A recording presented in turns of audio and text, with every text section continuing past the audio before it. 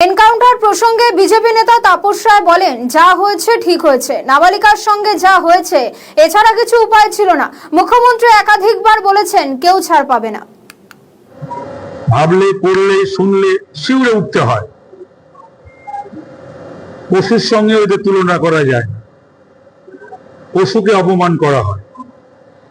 তারপরে তদন্তকারীদের সঙ্গে বেরিয়ে যখন ওই পুনর্নির্মাণের বিষয়, তখন পালানোর চেষ্টা, পুলিশের কাছ থেকে বন্দুক কেড়ে নেওয়া, এই সমস্ত বর্ন ক্রিমিনালদের তখন পুলিশ যেটা করেছে, তাছাড়া তো কোনো গত্যন্তর ছিল না। পুলিশ তো গুলি চালাতে বাধ্য হবে।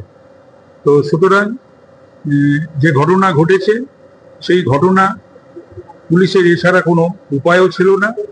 যেটা হয়েছে সেটা ঠিকই হয়েছে, এবং এটা এই বার্তা অন্তত যাক, এই পশুদের মধ্যে এই যারা পাশবিক, অমানবিক, যারা এইভাবে একটা নাবালিকা এইভাবে